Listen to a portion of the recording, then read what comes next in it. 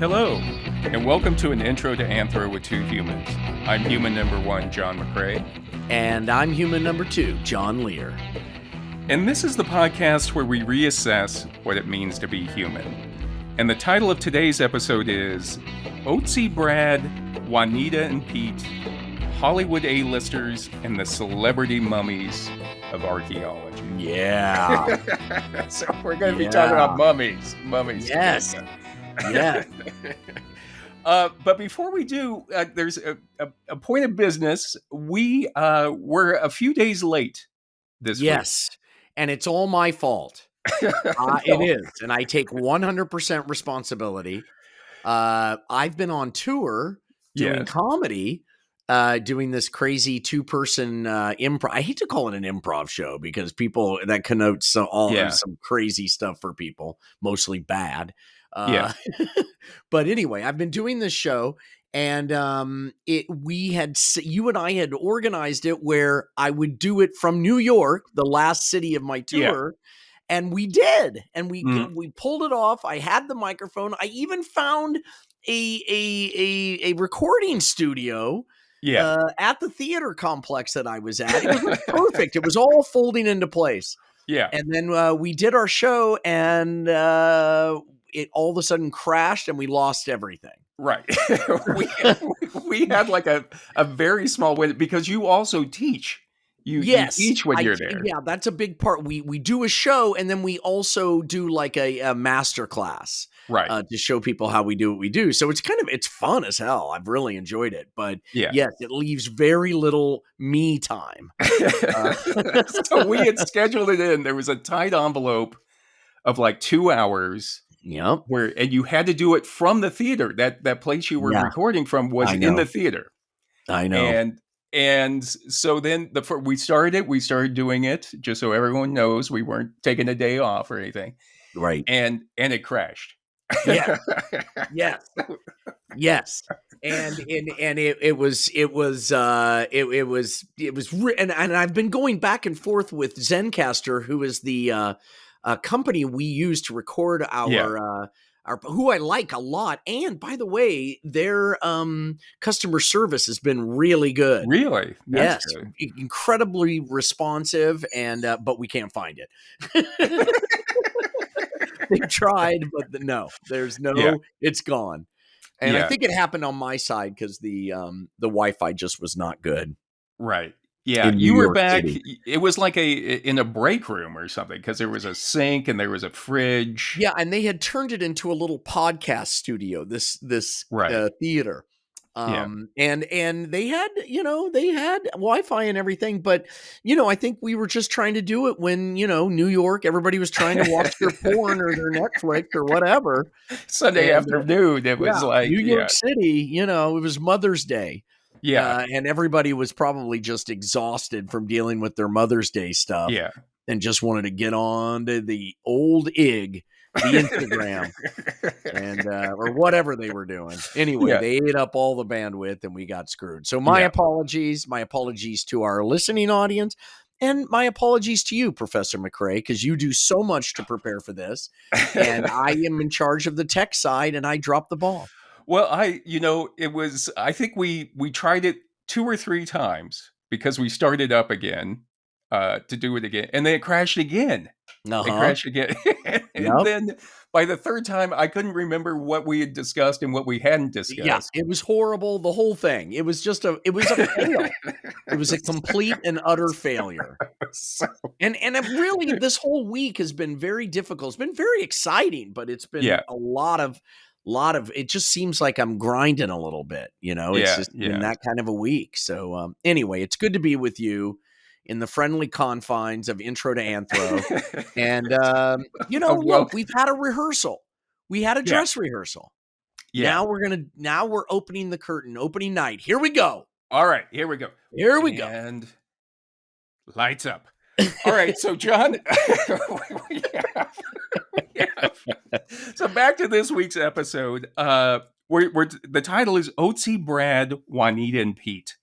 And of course, we're talking about Otzi and Juanita are both famous ice mummies. Yes. Okay, there's different types of mummies. Yes, of course. Pete is a nickname for a famous bog mummy Yeah, in England who like was mummified in a bog. And can you remind the audience what is, and more importantly, me, what is a bog? I mean, what is a bog? A bog is it's a wetland, I guess is Okay. what you would call it. It's Okay. an old term for a wetland, but it's like there's earth, obviously. There's some solid earth, but it's also very wet. Okay. So, All right. we'll get into it when we talk about. It's a bit of a swamp. Yeah, but maybe and it's not salt water. It's fresh water. I think it's freshwater. Bogs. Yeah, Yeah. Okay. So it's like a swamp up in Northern Europe, maybe in like colder climes or something. I see. So when we're in a colder biome, it's a bog. When we're in warmer biomes, it's a swamp. Yeah, perhaps. Don't quote me on that. We won't. We won't hold it to you. We won't hold any biologists or anything, don't write in, or do write in and tell us what we're missing. And then we get to Brad, John, and Brad is Brad Pitt, the movie star. Yes, he is. Who I have met. I have met Mr. Pitt. Yeah, and a very nice man. Yeah, like most movie stars, a little shorter than you kind of would expect. Really? But that's with How most short? people. I don't know. He's of average height. It's just when you see him on the big screen, you think they're very tall, and then they're not. That goes with everybody, though. My height, or your height? Somewhere in between, perhaps. Somewhere in between. I'm going to go with he's probably 5'10". Oh, okay. Maybe 5'9". Yeah, he's tall. He's tall. Well, to the McCrays, yes. You guys were built low to the ground. Welsh, a lot of Welsh in there. You were Welsh miners. Yeah, smaller than you're like you're hobbits, really, but like badass. I don't mean the hobbits like making fun of hobbits. I mean the hobbits that are, because hobbits in the book were badass fighters and Anyway. Wasn't Golem was a hobbit, or like yes, related he was. to that. And anyway, so what was the situation that you met him in, though? Well, he was friends with a sculptor friend of mine. Yeah, and the sculptor friend was having a little gathering. Yeah, and I walk in, and over there, dressed in a summer suit, is none other than Bradley Pitt. A summer suit. I love it. I love summer suits. He was in a summer suit. He looked fabulous. I mean, it was just like exactly like, and we got into conversation. Realized we're both part of this from the same part of the country, right? And I had a nice chat with him. It was very nice. I looked it up because I didn't know one of the takes that we did. Yes, but I looked it up since. Apparently, he was born in Oklahoma, but then he grew up in Springfield, Missouri. Yeah, Springfield, the capital. Is it? I don't know. Jefferson City. Is it? I don't know. Springfield's the capital of Illinois, I think. But right.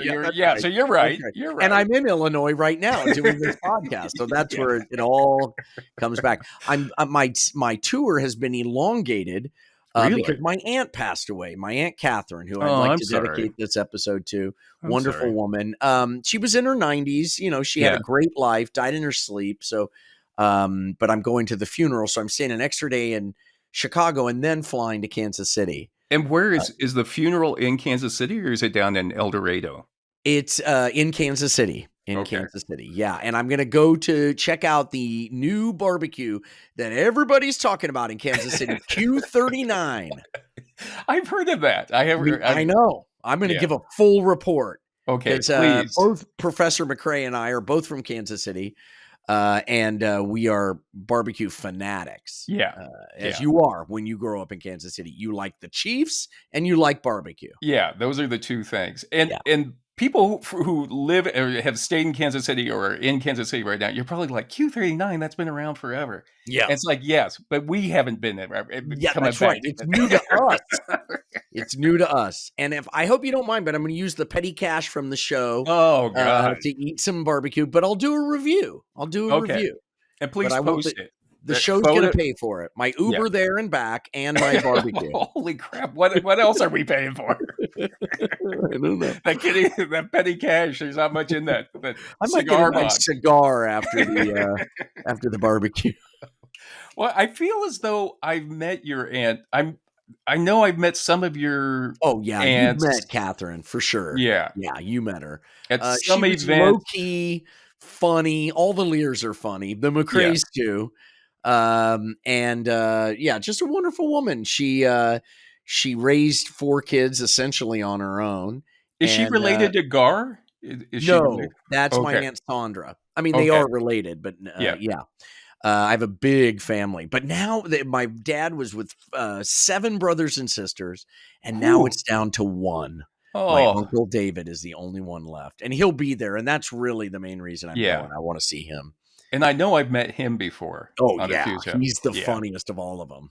Well, Yeah. Don was the funniest, but I think he might have died before you came on the scene even. Okay. Yeah, but Okay. he was funny, that guy. And also could open beer bottles with his mouth. Yeah, he'd do the teeth thing with the beer Yeah. cap. And Yeah. these are not Oh, twist-offs, everybody. These are yeah. not twist-offs. Could he open a can of beans as well? Probably. Just bite right into that thing. He was essentially a Swiss Army knife. So wait, just to sum up, that you met Brad Pitt. You talked about where you're both from. I mean, Springfield's only about 4 hours from Kansas City. I have family Yeah. in Springfield, actually. Yeah. And so you talked about that. Anything else? Did you just chat? Yeah, yes, we just chatted. Yeah. He was really handsome. Yeah. Those are the 2 things. And nice guy. Yeah. Right. Right. Normal Midwestern nice guy. That's great. He You always extended himself in the conversation. I didn't have to Yeah. lead. It was a back and forth. It was nice. And by the way, I met Angelina Jolie too. So I've met them both. Really at the same event? No, totally Really? separate. They Yeah. were divorced for both meetings. And Angelina, Wait, Angelina, I think it is. Angelina. I met her at her house. That's Yeah. right, everybody. And her dad, John Voight, was there as well. She lives in this gated community not far from my house. Yeah. And we did Halloween for Halloween. We went to our friends who lived in that gated community, and we trick or treated with our kids. And I turned around, and there was Angelina Jolie wearing like bunny ears. Oh, And that's hilarious. I shook her hand, and it just straight out of the movies. I went right to like I could not talk. It was so humiliating, but I really didn't. I couldn't form a sentence. Yeah. Yeah. And she smiled at me nicely. And then John Voight was up in her treehouse with her kids. Really? I saw him up there. Who was passing out candy? Was she passing out candy? No, I think probably one of her minions. Literally, I mean, candy was everywhere. My kids were like going nuts. I was, when you at her house, I was expecting you were at like a dinner party or something. I wish. No, I was just some guy with a pillowcase asking for milk duds. So let's continue on, John. So what's the connection between Brad Pitt and Mummies? Yes. And so anyway, a couple weeks ago, our listener Tom C. in Los Angeles. Tom C. And the reason I say Tom C. is that we have a lot of Toms that listen to this show. Yes, we do. You're right. Our Tom demo is through the roof. I know. If you know somebody named Tom, please give them our website or pass on this information, because Toms love it. Absolutely love it. Yeah, we're big in Toms. Okay, good. So we have a Tom K, a Tom D, and a Tom C just off the top of my head. And I'm sure if I went through all that. Well, then we've got my cousin Tommy who listens to it. Right. So, yeah, we've got a lot of Toms. Okay, good. But Tom C wrote in with the idea for this episode. And Tom said, quote, he wanted to see an episode on Otzi the Iceman specifically. And Tom said, not just the man, but how he was found, legal issues that followed, people's obsession, and then he has in parentheses, like mine, meaning like Tom's. Right. The curse, his murder, the tattoos, and then he has in parentheses, Brad Pitt got him tattooed on his body. Damn. Close parentheses. And then he said the movie Iceman from 2017, and I could go on and on. And so, first thing, Tom, thank you for listening. Yeah. Of course. Thank you. Yeah. And sorry we're late this week, Tom. Yeah. It's my fault. I've already accepted responsibility. There's a gift basket on its way, Tom. Actually, petty cash is going to be low after Q39, so I don't know. A very small gift basket with just like a loaf of Wonder Bread in it. It's a bologna. It should be an ice cube for a frozen. Ice cube. But secondly, for those of you who don't know, Otzi the Iceman is an archaeological superstar. Yes. Like everybody knows Otzi the Iceman. And I would say if archaeology had A-listers, it would be Lucy the Australopithecus. Yeah, absolutely. Lucy's number one for sure. Yeah. King Tut. Remember when King Tut did that world tour? Like everybody went mad over King Tut. Now, when I was a young man, I never thought I'd see. Yeah. By the way, that song. I mean, he has a song. That means he's an A-lister. By Steve Martin. It doesn't hold up so well. Have you listened to it? Yes. I mean, was it like offensive, or is it just like it's not? Yeah, it's just it had its day. Yeah, and it was very funny. Yeah. And but now, no, not so much. It was a simpler time. The best of times, the worst of times. Yeah, free internet. Yeah, free smartphones. We love that stuff. We love listening to it. And then we have Otzi. Those three, I say, would be like the three top archaeological remains. Yes. And they're like I would say, Cher, Paul McCartney, and Jack Nicholson. Like if you had to draw lines between them. Those are big. I know you. I know why you put Cher in there, because your wife is a Cher scholar. Right. I always, any chance I get, I try to mention Cher, which she just got back from seeing Cher in Hollywood this weekend, talking at I think it was the Producers Guild. Wow. Did she get a chance to marry? Has Mary ever met Cher? I think she had a book signing, but Mary uses Cher as like a lens to talk about pop culture. Right. So she even says she doesn't even really want to meet her to hang out or anything. Right. It's more just like who Cher is and how Cher has affected pop culture. Yeah, it's amazing. Mary is a very interesting, brilliant poet, and I highly recommend. So that's what, doesn't pick McCray. Mary Ladd, Ladd, if you'd like to search her out. Well, she actually, her poetry's under Mary McCray. It is? Yeah. Oh, shit. Okay, that's embarrassing because I have a couple of her books. Yeah, and really? Believe it or not, there's a porn star named Marie McCray. Oh. Spelled the same way, and every once in a while, Mary will get...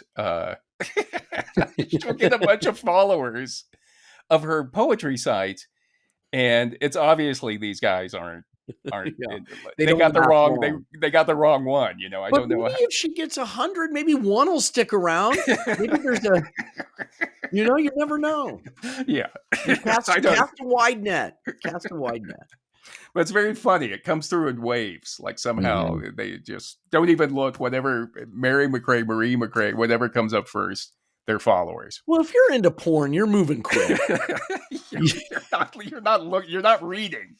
You're not reading, and you're moving quick. Yeah. You're not deliberate. Yeah. Let's put it that way. I wonder how long it takes before they realize it's a poetry site. Pretty quick. Pretty quick. Clicking around on the links. Like trying to find. I'm going to give it 2 clicks before they realize. And then, John, as far as celebrity mummies go, I would say that Juanita the Ice Maiden, good name. Mm-hmm. Pete Marsh, the Lindo Man. They gave him because he was found in a peat bog, Peat bog. Oh. The English and the marshland. A bog is in marshland. Peat Marsh. God. So they English kill me. No, they really do. So Pete Marsh is the Lindo Man. Right. And then the Toland Man is he's a Danish bog mummy. And they're not so popularly known, but for those who know mummies, these guys are definitely well known. You Yeah, know what if I mean? you're into mummies at all, these are gonna pop to the top. Yeah. I mean, you Google 5 most famous mummies, Right, right. and these are gonna come up. Tolan Man, Juanita, the Ice Maiden. They're like, I would say, to draw a comparison, they're like Paloma Faith, Joe Bonamassa, and Ben Folds. Who are those guys? I know, but I don't know any of those. if you know music, you would Oh, know who they are, and you'd be oh. like, "Oh my god, Oh, those guys are good huge. Those guys are God, huge." I'm embarrassed. and and I use them as an example for that reason because I mean, people would recognize them. They know who they are. They Right. go to their shows. Right. And it's like Mike from Breaking Bad, the guy Yeah. who played Mike, the enforcer. Is he? Oh, yes, Mike. Oh, my God. But Great. people see him around Albuquerque all the time, and people will be like, "You won't believe who I saw. I was at a restaurant last night, and Mike from Breaking Bad," but nobody knows his name. You know, Wow. it's always Mike from Breaking Bad. You know, I'm surprised that he lives in Albuquerque. I think it's when they're filming or something. Oh, I That see. he's out here. Gotcha. Yeah, Gotcha. yeah. Oh, man. What a face. Yeah, you great character, great Oh, everything. so great. Do you ever run into that being recognized? Where Yeah, like people, I mean, since my hair's gone gray, not as much, yeah, but it still happens. It's always great when I truly get recognized because that yeah, means they're a fan of Quick Draw or something, yeah, and that's yeah, always fun because I'm a fan of those shows too. So we both yeah. just end up talking about how stuff we liked about it. But more often, the thing I would get the most of is, "Hey, haven't we met before?" Really? And yeah, that would happen quite a bit. And I would know, no, we haven't. And they're Yeah. like, wow, I feel like I've met you before. And I'm thinking, no, you haven't. I was just the pizza guy on some show you saw. Yeah, yeah. So, but yeah. What is it? 10 items or less, or quick draw that usually that people notice more? Both of them have kind of cult followings, but I Really? guess Yeah. probably Quick Draw just because it's on Hulu and it's still one of the. From my understanding, is it's still a very widely watched Oh, that's great. show on Yeah. Quick Yeah. Draw. Yeah, and but I was on Friends. I don't know. I'm a celebrity. Get me out. There's a few. I was on a show called Jesse. That Yeah. was between Friends and Frasier back in 98, I think, somewhere around there. Yeah. 96 maybe. Anyway, it lasted 2 seasons, but I played Christina Applegate's brother. And I had a brief, now that's millions of people. This was must-see TV, Yeah. So even though the show wasn't loved, it didn't do incredibly, the ratings were great because it was right between Friends and Frasier. And I was in the mall buying something, shopping, and I heard a commotion, and it was like a bunch of 13-year-old girls, 12-year-old girls following me around the mall. Really? And they recognized me from the show. Yeah. And that was weird. It was annoying and embarrassing. It's kind of how I felt. And your hair was really long at that point too. Yeah, I mean, you were recognizable. Very recognizable. Yeah. Now I wear glasses. My hair's gray. My days of being recognized for now. Yeah, we never know. Hey, aren't you human number? Anthro might blow through the roof.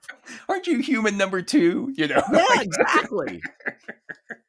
Haven't I talked to you on the phone before? Maybe if they don't listen, they just recognize your voice. Right. But anyway, so Tom said, though, if you remember, he said Brad Pitt has a tattoo of Otzi the Iceman. And to me, that takes it to an entirely, my worlds are like collapsing in on themselves. Yeah, that is incredible. I mean, I'm kind of impressed with Brad Pitt, I mean, that's kind of cool. Yeah. I mean, I don't know. I mean, I'm sure he has his reasons. Right. But maybe it's sort of like, I'm just going to read into it. Maybe it's like, hey, this is all fleeting. You really want to be famous. For thousands of years, you got to be frozen. Yeah, I know. And it was interesting to me that he chose Otzi instead of like an Egyptian mummy or an Egyptian sarcophagus or something. Right. Like it's an obscure, ice mummy. You know Yeah. what I mean? So Maybe he took an anthropology class, because like I took an anthropology class yeah. and I cannot stop thinking about Lucy, because my Hmm. class was all centered around Lucy. Yeah. So maybe he took an anthro class. I don't know. It's very. I'm astounded and impressed, and yeah, it's pretty amazing. And we'll try to get to why we think. We'll go in. We'll talk about Otzi, and then we'll try to think about why Brad Pitt has Otzi tattooed on his arm. Yeah. Um, and really, when I thought about Tom mentioning that, the first thing I thought was he's just putting that in there, so we'll do a show on Otzi. Yeah. Because if you mention Brad Pitt and Otzi in the same sentence to me, it's like, Yeah, of course, you're off and running. Yeah, but it doesn't take too long if you go online and you look at just Google Brad Pitt's tattoos or Brad Pitt's Otzi tattoo, and it comes up. And the thing is, Otzi himself, the Iceman from 5,300 years ago, had 61 tattoos. Interesting. Yeah. Wait, first of all, where is the Otzi tattoo on Brad? We talking left forearm? Left forearm. Okay. Yeah. Okay. Are you looking? Sense. Are you looking it up now? Or are you? No. I was just curious. Left forearm. Okay. Yeah. So he didn't put it on his calf. That's interesting. Right. And it's not like on his back, or it's not a tramp stamp on his or back. anything. No, it's not a tramp stamp. Oh, I've seen some bad tattoos recently. Really? Oh man, I saw a woman with 2 .45 caliber guns tattooed on her back, like she was in a holster on her back. Yeah. Just terrible. At the pool, that always goes over well. Yeah. And I thought when Tom mentioned that, knowing that Otzi's tattoos were like lines, and they were usually along his joints, like on his spine, his ankles, his wrists, and they think he was using tattoos as a form of acupuncture. Wow. So that's what do you mean? Like that's what that would be to tell them where to stick the pins in? Do it right here on this line. Or maybe something magical. I mean, it could have been like that. It could have just been very like, hey, I traced it on there. But I think it was like magical. Like it was some sort of magical line or cross on there too. But we don't know. This is the anthropologist conundrum. Right. It could be that he just thought they were cool. Yeah, it could have just been a hipster. It was like, oh yeah, that was like, I like that. Give me that stick and poke. But Brad Pitt, when you look at his tattoo of Otzi, it's not one of Otzi's tattoos. It's actually a silhouette of Otzi, and almost like a chalk crime drawing. You know what I mean? And so there's skin. It's just a line. It's just draw a line, and it's in the shape of Otzi. Right. And it's on his left forearm. And if you're not familiar with Otzi, when he apparently died on his left side, and then over time he was rolled onto his side, so his left arm is way across, almost like perpendicular to the rest of his body, going out to the like that he was laying on it.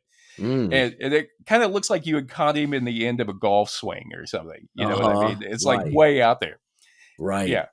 And so that's what Brad Pitt has, the silhouette of Otzi on his forearm. And then underneath it, he has the word Invictus, which is Latin for unconquered. And so, the idea is, I don't know why. I mean, it's on his forearm. It's something you think the word Invictus is related to the Otzi tattoo. That's what you're surmising. Some people, but its context is everything. You know what I mean? That's true. It's possible that the Invictus was already there. It's possible that he had some girl's name tattooed there and turned it into Invictus. Yeah. You know what I mean? Yeah, it could be, because I'm like, what is Invictus about a guy who died 5,300 years ago and was encased in ice for 5,300 years? Yeah. You know what I mean? He sure as hell surrendered. Yeah. He was conquered by nature. Yeah. And apparently Brad Pitt also, which I like, he has in French on his left forearm. He has a lot of tattoos, by the way. On his left forearm, he has absurdities of life in French, or absurdities of existence. And what is that in French? What is that? L'absurdité de l'existence, I think. I don't Oh know. my Like god, I love it when you speak the French. God yeah, you could damn. get a tattoo. I'll come out and Yeah. Oh, that's a good idea. I should get something on my. I'm going face. are you, Next tattoo going right on the face.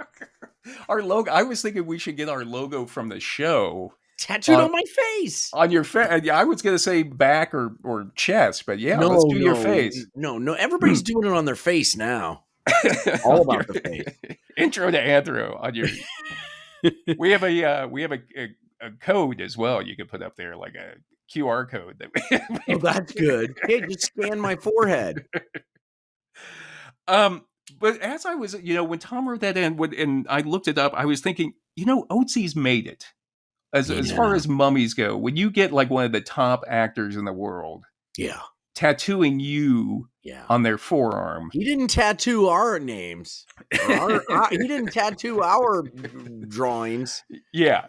Or how about, Geico Caveman? Anybody ever come up and be like, hey, I got the Geico Caveman? No. Oh, yeah. Yes, there were people I have seen that. People have tattooed the Geico Caveman. Oh, really? Yeah. Oh, that's amazing. That's amazing. That's too much. Yeah. But anyway, John, this has led me to 3 specific research questions for this episode. Okay. Good. Here we go. 1, why do certain prehistoric remains capture our attention and become celebrity mummies? Because there's a lot of mummies out there. Right. And a lot of remain. A lot of people have lived, a lot of people have died. Why is it that we fixate on a few specific mummies? Okay, good. Right. Love that. Secondly, how is being a celebrity mummy like being a celebrity movie star? Oh, good. I like that. Okay. This is helpful.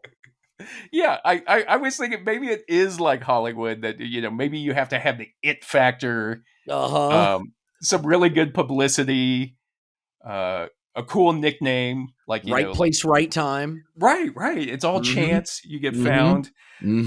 Get your photos out there. Some mysterious backstory, like where did you come from? Everybody doesn't. Fantastic. Yes. Be a bad boy, maybe some scandal out there, like a murder. Tut. Tut was doing some crazy ass. Yeah. Yeah. And then also be seen with celebrities, A-list celebrities. Right. And that's what Otzi has done. That's what Otzi has done. He's on Pitt's arm. Yeah. And Otzi, there was actually a biopic made about Otzi in 2017 called Iceman. Wow. And it was a German, Italian, Austrian film shot in the Alps, all about Otzi's last few days.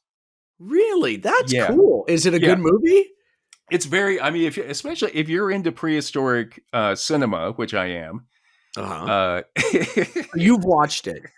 I've watched it, but to get ready for this, I'd never heard about it. The research you do, I hope our listeners at home know.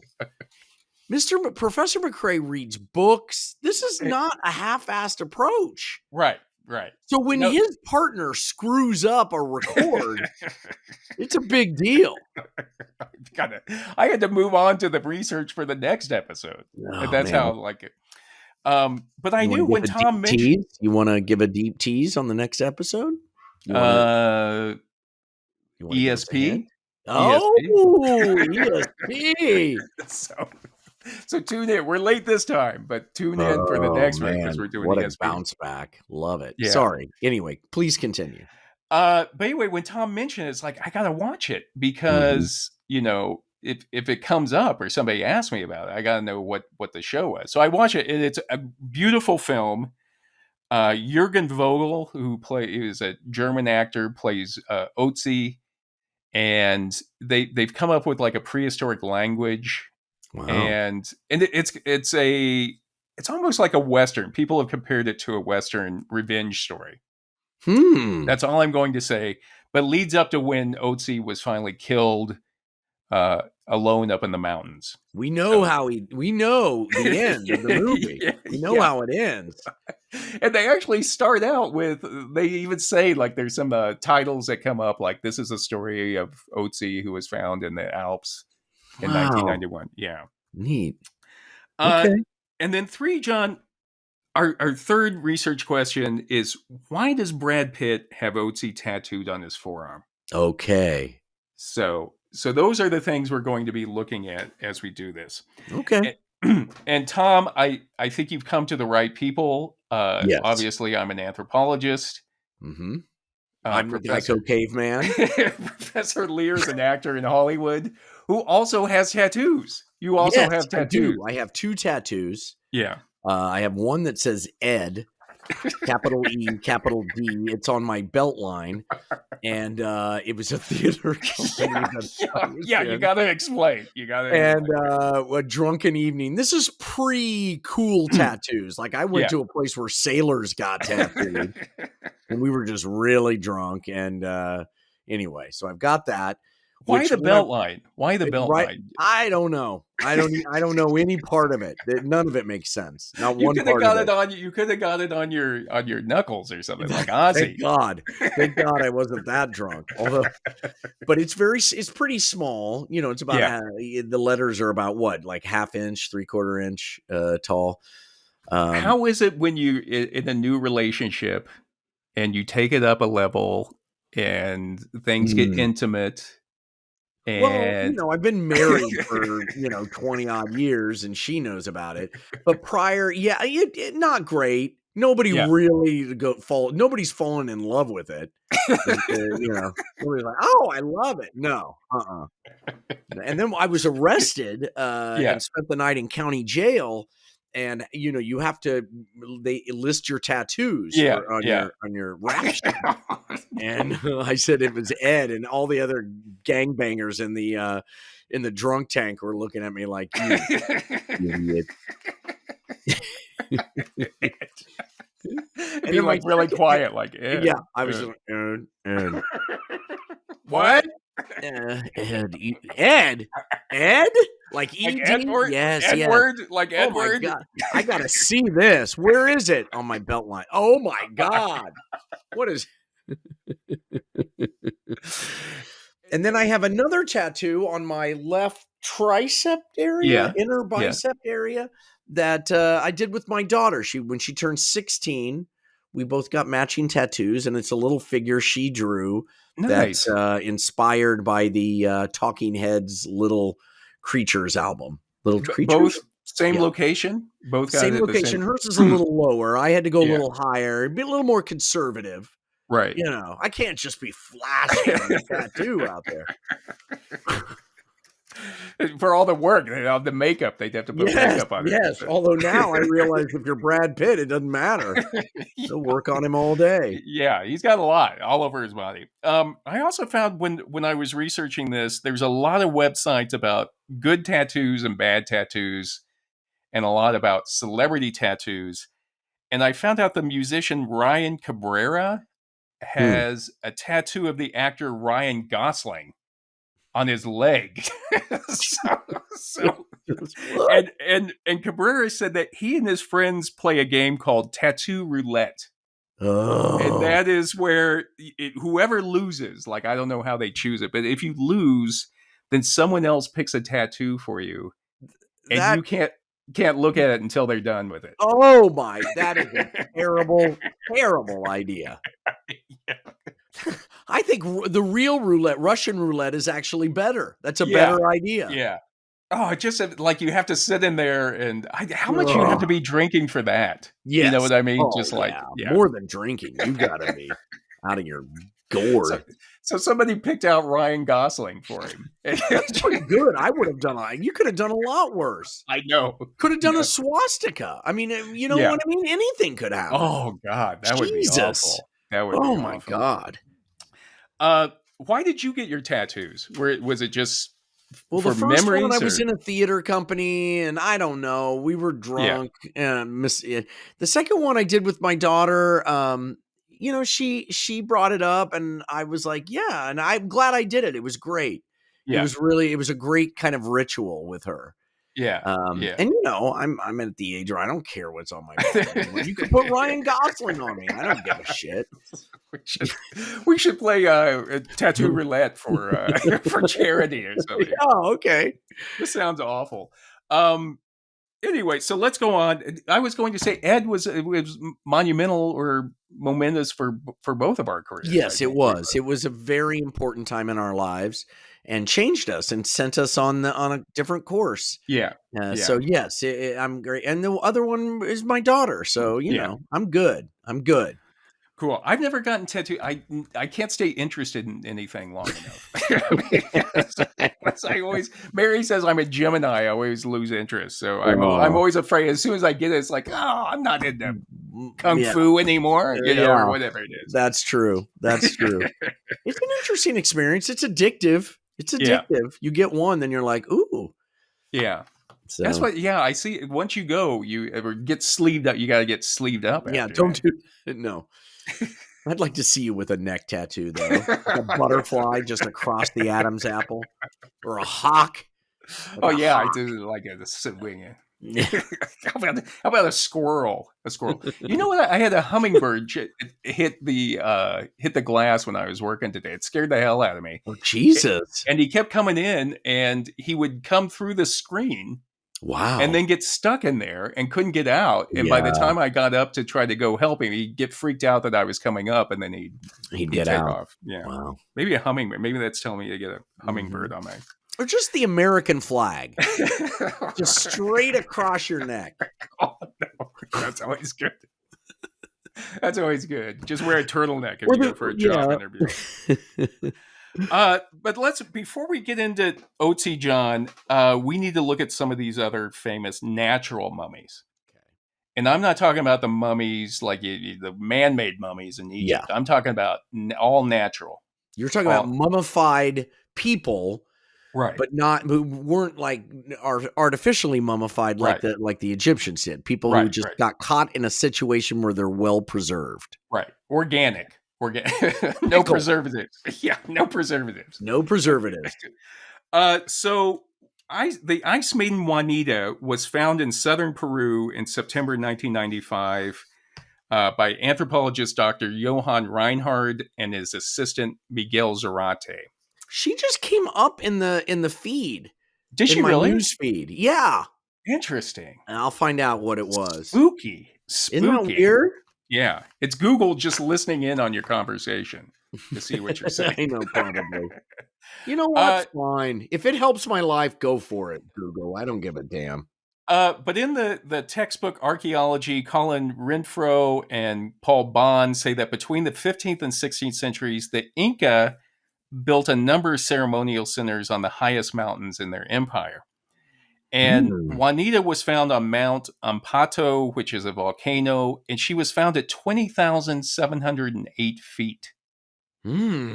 So that is high, man. I know. How can humans go that high? I guess they could if you're used to. I mean, there's some people that summit Mount Everest, right, without oxygen. And how high is that? I think it's 26,000. So not that much higher. Yeah. Jesus Christ. But when you get up there, it's so hard without oxygen to have energy to do anything. Wow. But Juanita was about 14 years old, and she had been ritually sacrificed with a blow to the head. And then she was tied up in a cloth bundle and buried with some little statues and food and pottery. Ugh. And so it was so cold and so dry up there, she was naturally mummified. Wow. And apparently Reinhard and Zarate, they were just summiting the mountain. And then when they got up there, the ridge had collapsed and it exposed Juanita in this Incan burial mound. And she had actually fallen down the mountain about 270 feet. Man. And it's like, if you read anything about, I've never been to Mount Everest, but there are bodies left up on Mount Everest because people can't get them down. Bodies, oxygen tanks, and poop. That's all that's up there. People are like, why do you climb Everest? Because it's there. Well, let me tell you what's up there. Yeah. A lot of poop, dead people, and trash. Yeah. Yeah. And then you see like the pictures of it, like everybody's trying to get to the summit. They all get summit fever, and there's hundreds of people up there. Yeah. And you only get a few seconds actually on the summit, get your photo, And then you got to get back down before you run out of oxygen. And then you got to take your time going back down at these base camps where you reacclimate. You can't just go down or they'll put you in an iron lung or something. Yeah. Or a decompression chamber or whatever. But it strikes me, I guess because he's an anthropologist or archaeologist, that Reinhard and Zarate, they went down to look to see what that was. They've got to be, I'm sorry. They've got to be a little off. I mean, seriously, to climb that high? Yeah. And then, he fell down and whatever it is. First of all, how did they even know it was anything? It could have been a bag of trash, like a bag of Let's get down in the ravine. The other one's like, wait, what? Yeah, that's a body. How do you know? Trust me. It's I'm a trash bag. No, it's not. It could be anything. Well, we're going to go down and find out. Yeah. We're roped together. I'm going. And anyway, when they got down there and they picked it up, and sure enough, it was a mummy, and she's become kind of a famous mummy in Peru. And there was a show done on her last November, I think.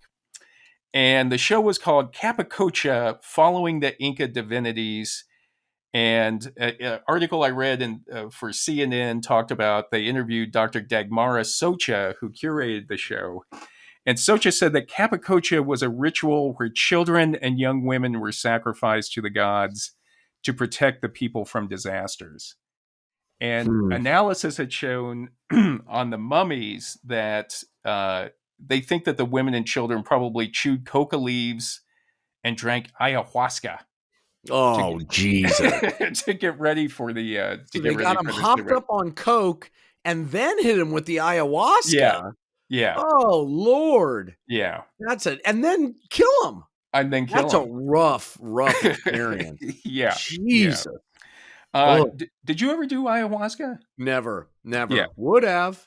What about you? No, I never did it, but I have people like our age now are like, oh, you got to try ayahuasca. I've tried it. Just do acid. I mean, don't go to all the rigmarole. Just drop a hit of acid. Yeah. I don't think you throw up as much with acid. No. Ayahuasca, you have to throw up. Part of it, the ritual is throwing up. Yeah, that's, I don't know. Just drop a hit of acid. Go microdose, And then for the show, they recreated Juanita's face. So they hired a artist to come in and using like x-rays and everything, recreated her face. It's always trippy when they do that. That always freaks me out. Yeah. It's almost like a headshot. You know what I mean? It's like, and then they put it all over. It's big news. Like, yeah. Maybe that's what came up on my news feed. Maybe that's it. Maybe it was, I don't know. I mean, I saw it. I saw a Peruvian mummy woman and I was like, oh my God. Yeah. Yeah. I think it is. It's always big news whenever they do that reconstruction or that because I think it brings it to life. You know what I mean? People can. Speaking of the headshots, it just reminded me. I flashed on this. It was a horrible moment I had. I was driving on Santa Monica Boulevard, and there were all these things floating around in the air, and hundreds of them. Yeah. And I stopped and I saw it was a headshot of an actress. Oh. And I was just like, oh my God, they probably just went, fuck it! And threw it out the window and just quit the business. Oh, I love it. I love that. So dramatic. I mean, it's like, fuck this. Hey, speaking of Hollywood Boulevard, do you ever go down to the Wax Museum? That's like right in your neighborhood. Yes, I've been by it many times. Never been in it. Never been. Really? In it. Well, it's in this area where there's a lot of people dressed up in costumes. Yeah, which is really sketchy. They're not. It's just these kind of semi-insane people who dress up as Spider-Man and stuff, and they're really aggressive. They'll come up and put their arm around you, and then you'll take a picture, and then they'll ask for money. That's kind of the scam. Yeah, and they're really intense, so I avoid them at all costs. Yeah, I had that happen to me when I was living out there. I took my nieces and my mom down to Grauman's theater. Yes, And that's there right was where like it a is. really, really They're a Spider-Man. skanky. Yeah. Oh, the Spider-Man's the worst. He's got, like, poop stains in his leotard, like, it's just and he'll kinda half crawl up a lamppost, and then Yeah. he'll act like he's Spider-Man. I'm of two minds. I'm Yeah. scared of them, and I find them sort of distasteful, and whatever. Right. But then the Right. other side of me is I love it. It's why I love LA.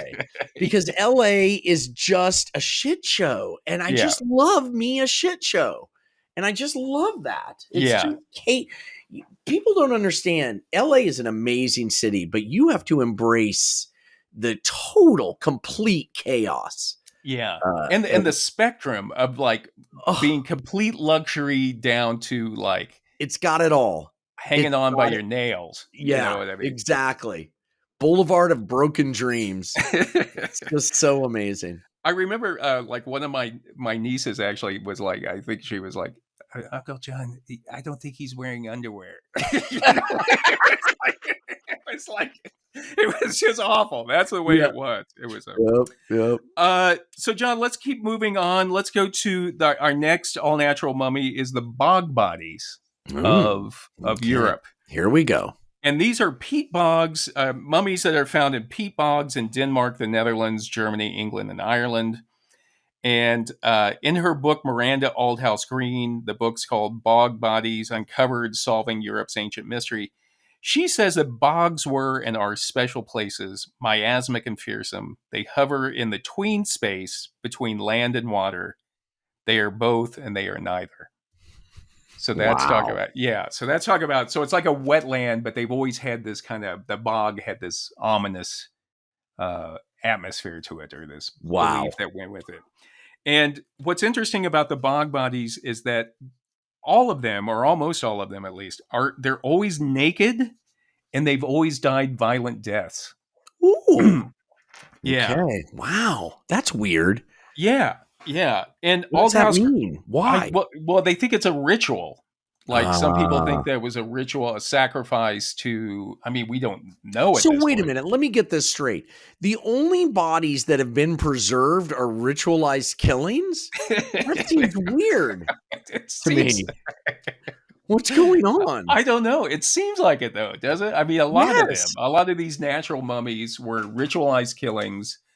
And with the bog bodies, they think they were sacrificed to the Earth Mother. Like one of the theories that I read was they were sacrificed to the Earth Mother.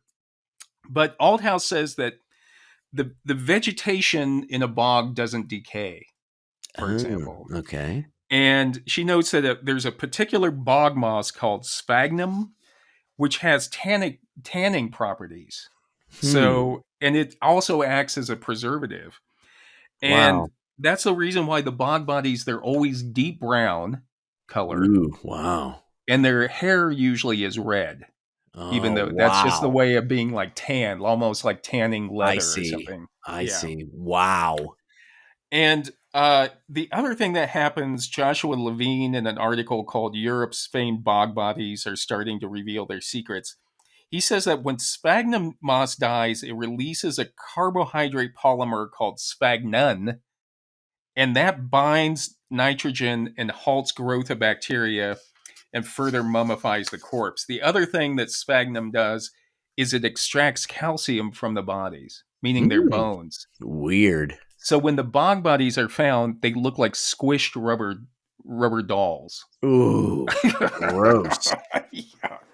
Oh, because all the bones are just sucked out of them. Yeah. The So calcium. they're perfectly preserved, but they look like a rubber ball almost that's been squished. Oh, like you could roll them up. Yeah. And some of the famous ones that have been found, the PBS show Nova on their website lists in 1897, there was the Ida girl, YDE, was discovered in the Netherlands. She lived between 100 BC and 50 CE, and she was around 16 years old, and she appears to have been strangled and stabbed before she died. Jesus. Yeah, and then in 1904, again in the Netherlands, they found the Weerdinga couple, which were two bog bodies, and for years people thought they were a man and a woman.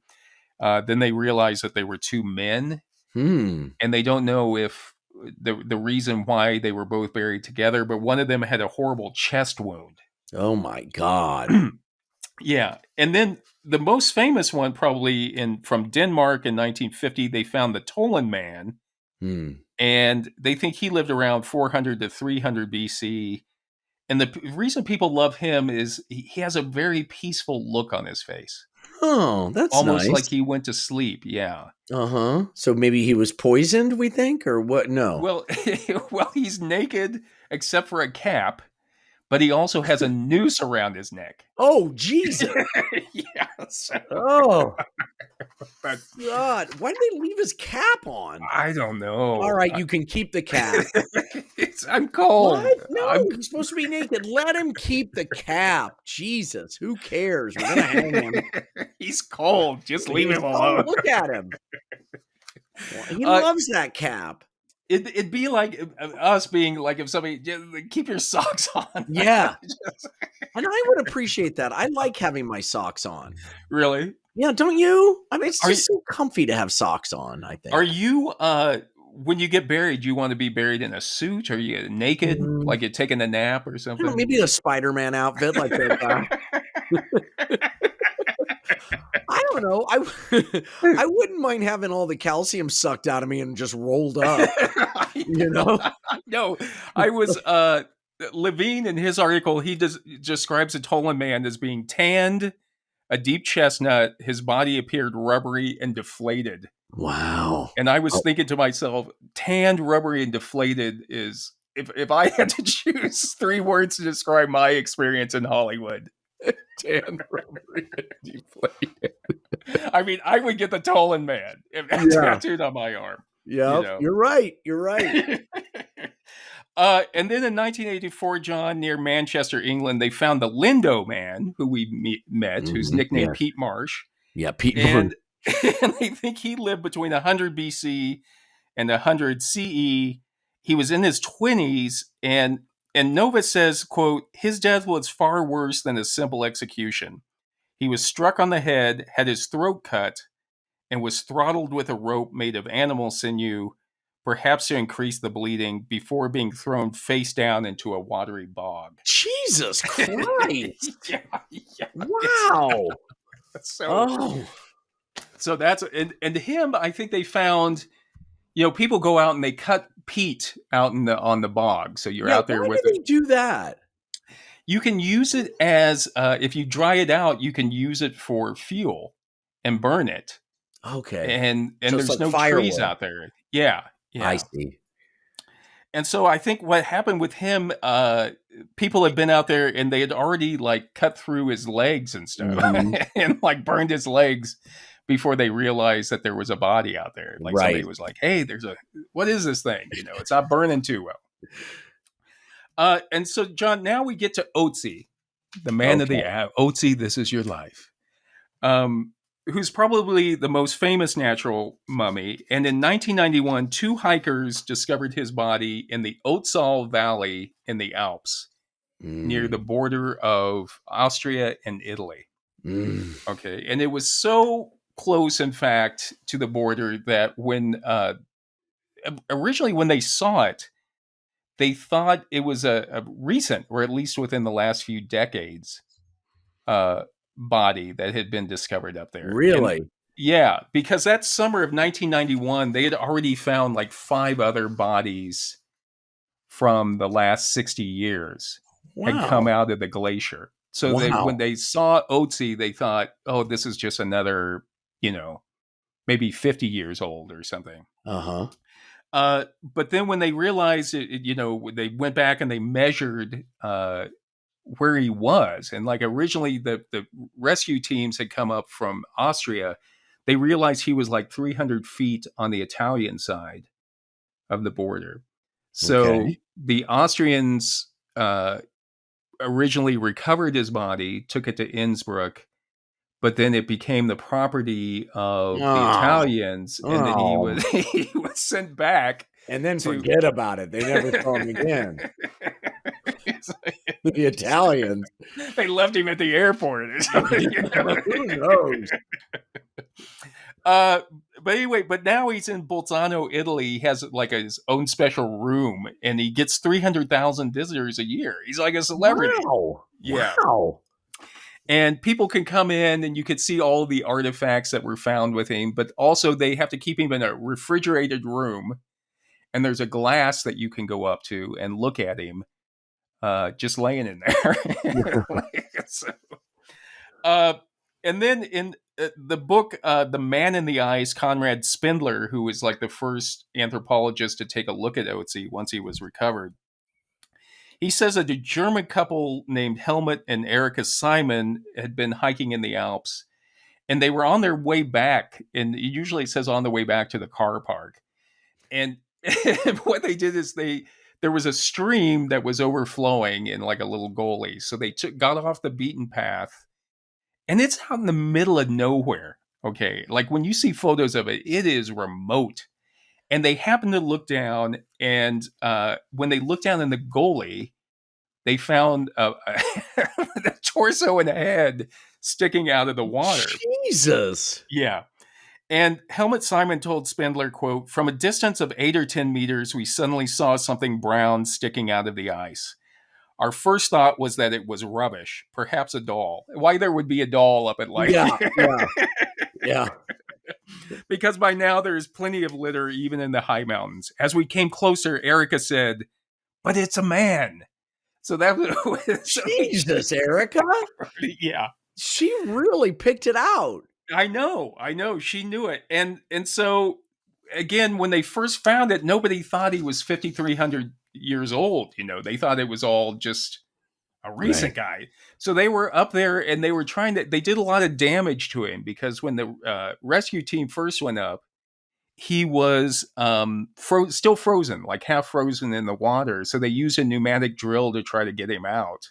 And they did some damage to his hip. And probably at that point, they were probably just like trying to wrench him out of there. Give me that. Here, I got to hold on to this.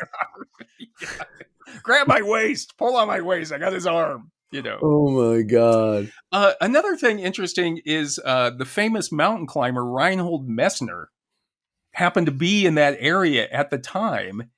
And there's photos of Messner going up, like he's probably the most famous or one of the most famous mountaineers ever.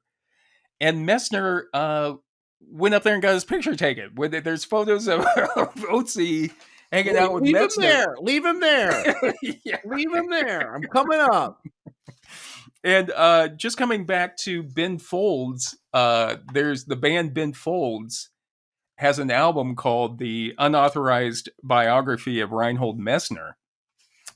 And apparently, just some trivia, I guess Reinhold Messner was the name that one of the band members of Ben Folds, their drummer, used to have put on his fake IDs when he was underage. And they didn't even know who Reinhold Messner was at the time, that there was a real person until they came out with their album.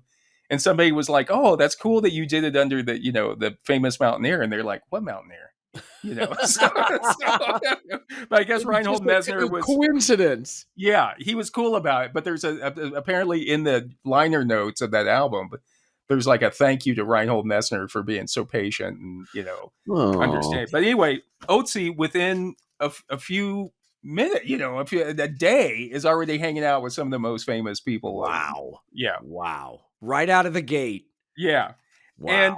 And then Spindler says what was amazing about Otzi was that he was a fully equipped prehistoric man. Nothing like it had ever been seen by an archaeologist or indeed by anyone else in modern times. And just to give you some facts about Otzi real quick from the Angelica Fleckinger's book, Otzi the Iceman. She says, first off, he lived 3350 BC to 3100 BC. The journalist Carl Wendell was the first one to use the name Otzi, just because he was found in the Otzi Valley. That's not very creative. No, well, I guess the Italian South Tyrol provisional government later named him the Iceman, or the L'uomo venuto del ghiaccio. Okay. Yeah. All right. Well, he was. He was the man of ice. I mean, he was in ice. he was determined in his life to have been 1.6 meters tall, which is 5'3". Oh.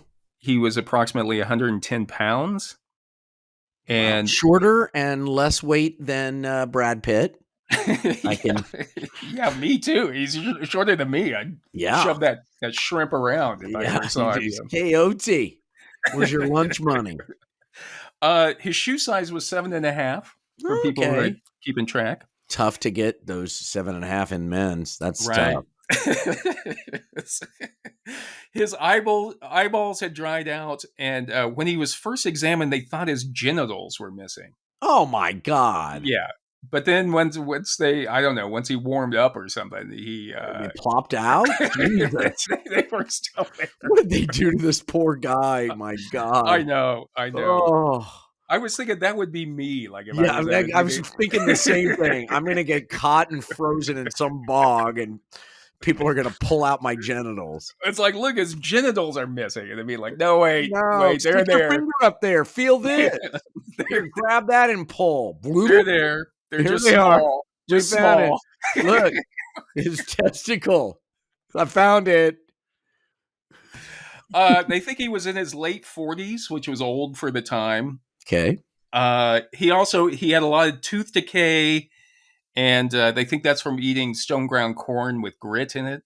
And I would find that looking at skulls here in New Mexico, like even historic skulls, like the teeth are always really ground down from eating grit. Yeah. Also, his lungs were blackened and had soot in them from fires. Just sitting around fires all the time. Yeah. Wow. And then other things, they located a lot of his personal effects were right there with him. That's what was so amazing about it. Yeah. And he had a hide coat made out of goat skin. He had a belt and a pouch, kind of like a fanny pack he wore on the front. What was in the pouch? I think they found some things like he had like tools in there, like a retoucher is like a tool that you would use to like touch up some of your stone tools, for example. Oh, okay. He had in there. He had a brown bear fur cap. Okay. Well, which is pretty cool. Kind of looked like. So he'd killed a bear, or somebody had. Yeah. It kind of looks like that hat that John Phillips from the Mamas and the Papas. Oh, God. That's tough to pull off. That's tough. He also there was a grass mat, and everybody used to always think he had wore a grass cape, but now they think he would just carry it with him, maybe wear it over his head because his shoulders were too small to be worn as a cape. And then the South Tyrol Museum, they actually had two twin brothers from the Netherlands named Audrey and Alphonse Kinnis do a reconstruction of Otzi. Wow. And the Kinnis brothers, they're pretty amazing. They have really long hair and they're really good looking. And they're two brothers who specialize in doing statues of prehistoric people. That's weird. Yeah. That's strange. And two good-looking twins who reconstruct prehistoric hominids? Yeah. How the hell do you fall into that? I don't know. They're pretty amazing. Look them up, Kennis. You can go on their website and see all the hominins that they've done. Jesus, what a weird vocation. I know. If we're ever in the Netherlands, we should try to go see their webs, or at least try to meet them. Oh, you got to interview them. I have so many questions. Yeah, and so they did one of Otzi, and at the time, Otzi, they thought he was descended from people who had come from the Russian steppes. So the Kinnis brothers, when they did Otzi, he had light skin and he was really hairy. And Audrey Kinnis said that, quote, "If we have to make a reconstruction, we always want it to be a fascinating one, not some dull white dummy that's just come out of the shower." Okay. Yeah. So I don't know. I look pretty good coming out of the shower. I mean, I guess that's their point. Yeah. Right. So what they do is they usually don't try to depict a generalized early man, but they say they try to do a specific man or woman. And that allows onlookers to glimpse human prehistory with immediacy and even familiarity. And for some people, it's jarring. Like when you see one of the Kinnis brothers recreations, it's definitely, it's not what you expect. It's not just some static person standing there. It's like they show them with personality, Right. And and so Audrey Kinnis said that when we did research around the village where Otzi was found, many people thought he was young and handsome, a Johnny Weissmuller kind of guy. so he said when they saw their reconstruction, they were disappointed because he was like this 5'3" guy that kind of looks like Chris Christopherson. Chris Christopherson's a handsome guy. I know, but it's like they were thinking he was a Rhodes Scholar. I know. You know that about Chris Christopherson? I did. He was in the Army. I think he flew helicopters. He was a Rhodes Scholar. So Jesus. He did everything, and he was in Star is Born, the good one. Yeah. Hey, he's written great songs. Sunday Morning Coming Down is great song, I think. Yeah. So anyway, just some of the other things. It was amazing. Otzi had a really good copper hand axe that he carried, which they think was an important object. He also had a small knife and dagger. It looked like he had been trying to make a new bow because he had just one bow that was in the middle of being constructed. And then he had a quiver of arrows with 12 arrows in them, but only 2 of them were completed. Oh. And then they analyzed his last meal because his organs were still there. And it looks like he had eaten some wheat, some Eichhorn wheat. And also it looks like he had eaten some ibex, which is a goat, like a early mountain goat. And he also had eaten some red deer. Wow. For his last meal, and they could still tell from the contents of his stomach. So he'd probably been carrying that with him and was just eating it as he moved along. Yeah. Man. And then in 2001, everybody always thought that he had frozen to death up there. And then in 2001, an x-ray showed that he had an arrowhead in his left shoulder. Damn. So that's where everyone shot him in the back. Shot him in the back. That's why he had actually been killed up there. Wow. So. Now, in the movie, we find out who killed him? Spoiler alert. Yeah, we do. Wow. So. Wow. But wait a minute. Couldn't that thing been just stuck in there for years? Maybe it was a previous thing. Yeah. Well, when they looked at it again, they had some doctors and forensic anthropologists look at it, and they think it was bad enough that it would have severed a nerve up there. And probably an artery. Okay. And but I mean, we don't know. I mean, it could have been just an accident, maybe somebody playing around. Hey, sorry, my bad. I was at in a bar once where somebody got hit in the back with a dart. Yeah, yeah. I don't know why. Why are the most dangerous games in bars? Why would you have billiards and darts in a place where everybody's drunk? Yeah. I've never understood. It's always like the dartboard's back by the pool tables. Yeah. So it's like people not paying attention, leaning over, standing up, get hit with a dart. Yeah. And then you get in a fight, it's darts and pool cues, and you ever get billiard balls? Jesus. I've always been fascinated that when you play darts and it sometimes they'll hit the dartboard and then bounce back out. Yes. And your natural reaction is to try to catch it. Yeah. Yeah. You are a very good dart player, by the way. I was, maybe at one time. You had your own darts. If that's the benchmark, I did have my own darts. You had your own darts and you had flights on them. Yeah. Some flights. You would have different flights. My sister-in-law and my brother were both very good dart players. Really? Which brother? Steve. Oh, Steve really? And Jamie as well. Jamie as well was very good. But David, no. David was not foosball. He was into foosball. Nobody played foosball like David. The best foosball player I ever knew in my life. You two were unstoppable. He was the best, though. He was the best. Wow.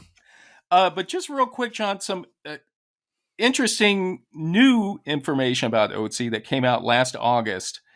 And that is that, as DNA has gotten better, Yeah. they've been able to go back in and refine where Otzi was from. And they think that those initial DNA tests were contaminated by modern DNA. So now, even within 15 years, they've done it again, and they think he was actually from the area of Anatolia, which is now modern Turkey. Oh, wow. And they think that his skin was a lot darker than what people initially thought. And they think he had male pattern baldness. What? Yes. Oh, man. No wonder he wore that hat. It's the ancient, backwards baseball cap that all the bald guys wear. The bear cap. The bear cap. Wow. But what's interesting, just going into his death, people are always like, well, it wasn't for robbery. Like, why didn't people take his stuff, like his axe or like that bear cap? Good detective work. Good detective work. You're right about that. So he was obviously killed, like shot from behind, like you mentioned. They say that the person who shot him was lower and behind, but we'll never know why. You know what I mean? What if he was here's my theory. He was working on his arrows. You said he had 12, but only 2 were finished. Yeah. He was thinking, but he was going to work on the bow first. Right. And he had an arrow sitting behind him, and he slipped, and it stabbed himself in the back. What do you think of that? I do why not? Why not? We could put it out there. It could happen. It could happen. That would be my, just something embarrassing. And you catch me in that embarrassing position. Too. Oh, God. You find me mummified with like my pants down around my ankles out. Masturbating. Something just horrible. Hey, look what I found. It's a frozen guy who was jacking off. I fall in a bog and it's completely. Here, mummified. His ID is perfectly preserved. John McCray. Oh, that's keep him. Don't move him. We're going to put him exactly as he is in a glass box in a museum. We don't even need the Kinnis brothers to do a recreation. He's so well preserved. Just put the real thing out there. Oh, God. And for the rest of your life, you're in a glass box. So, John, real quick, Tom had mentioned the curse. They do, people have tried to say a lot of people that were involved in the initial recovery of Otzi have died. Obviously, we're all going to die. Right. So anyway, Conrad Spindler, who was the first anthropologist to look at him, died from complications of multiple sclerosis. That doesn't seem like a very effective way for a mummy to kill somebody. I don't know if that's a curse. I mean, it is, but I can't blame it on Otzi. Dr. Reiner Hen, who was the guy who put Otzi in a body bag, Hen died in a car crash on his way to a conference about Otzi. Mm-hmm. And I'm like, I don't know. On the way to a conference, I've been to a few of those conferences. And there's drinking. Everybody's got a little sympathy. Let's see. The Kurt Fritz, who was the Alpine guide who scheduled the helicopter to retrieve Otzi's body, was killed in an avalanche. Okay, I don't. Of course, he's out there. Yeah. And then Helmut Simon, the hiker who originally found Otzi, 13 years later, he died in a fall, a 300-foot fall. Whoa! And was buried in ice. But again, it's like 13 years later. That's a slow fuse. What about his wife, Erica, or whatever? She's fine. Yeah, she's fine. Okay. Yeah. I don't buy the. Yeah. And then some people tried to lump in, there was a guy who found Helmut Simon's body, So this is the guy who found the guy who found Otzi. They say that he also died of a heart attack after attending Simon's funeral. And I'm kind of like, if that's the case, who was Otzi not cursing? You know what I mean? If it's everybody's he cursed the guy who cursed the guy. I don't know. I'm not buying it. It's like 6 degrees of separation or something. Or like Kevin Bacon is going to die at some point. Otzi's getting revenge. You know what I mean? We're all on his list. I've got diarrhea. Must be Otzi. All right, John. So real quick, as we wrap up here, so you've heard all the evidence. Why do you think certain prehistoric remains capture our attention? Well, I don't know. It's us. It's all filled. We're self-obsessed, so it's about us and what became us, and we Yeah, get to yeah, see us, the early us. yeah. I think too, I've been to Cambodia and went to the killing fields where like Mm, the Khmer Rouge buried all yeah. of their victims. And it's moving because there's still bodies and skeletons coming out of the ground. Wow. And it's almost overwhelming when you see a lot of Yeah. skeletons together. Yeah. Yeah. But there's something about when you see one individual skeleton or one individual mummy Mhm. that it makes it even more personal, I Personal. think. That's So, well said. Well um, said. how is being a celebrity mummy like being a celebrity movie star? Well, a lot of people see you. I mean, Yeah. 300,000 a year come and see Otzi. Yeah. No private time. Right. Right. He's Ever. always on. He's Always on. on. Yeah. Yeah. I would say the same thing, and you mentioned it already. It's all luck. It has nothing to Yes. do with if just somebody happens to find you and you're in the right place at the right time. Yeah. People And you always become think that the movie stars are the most talented people, but everybody here is talented. Yeah. There's a ton of talented Yeah. people. Yeah. And I think too, you got to keep working it. You know what I mean? You Yeah. got to keep Don't the give up. publicity going, or else people will forget about Otzi or Mhm. anybody else. Mm-hmm. Thank God those twins did that reenactment with face. And finally, John, why do you think Brad Pitt has Otzi the Iceman? I don't know. I mean, I think I kind of mentioned it earlier. I think maybe it's just a sign to him that, hey, this is all fleeting. This Yeah. is all, we're just, it's all nothing. But Right. here's the thing. He's handsome and rich. What about the rest of us? Yeah. What do we get tattooed We on? have a little of that nothing. Yeah. I would think if he hadn't become an actor down in Springfield, like what would he have done? A Bass Pro Shop or working at Probably. Casey's convenience store? That's right. A quick trip.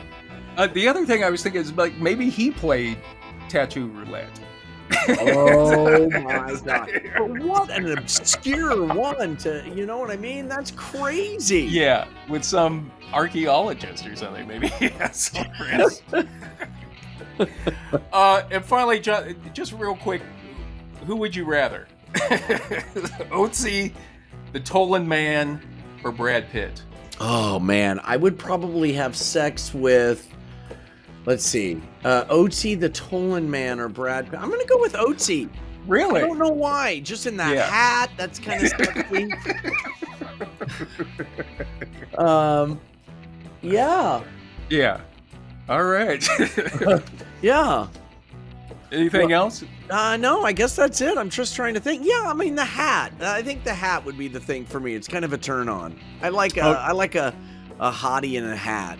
Put a hat on somebody, and I'm halfway there. I think I'd have to go with the Tolan Man. Like he's so peaceful looking, kind of tan. He's, I don't know, but hard to kill. Jesus, they slit his wrist, and right? Yeah. Or his throat, and oh man, those rubbery hands on your reaching up to touch your face. That's true. Roll All up right, in the ball. All right, John. Well, I think we've come to the end. We've really done it. We've taken it all the way home. Yeah, we made up the extra time. We went long today just because we were out for 2 days, so we went a little long. Please forgive us. This is human number 2 signing off. And this is human number 1. Thank you to our listener, Tom C., for sending this in. Great topic. Mm-hmm. And if Tom, if you're thinking about getting Otzi on your forearm, we give you two thumbs up on that one. 2 thumbs up. And send us a picture. Send us a picture. All right, everybody. Thanks for listening, everyone. We love you. John, love you. Thanks. Love you guys. Bye. Bye.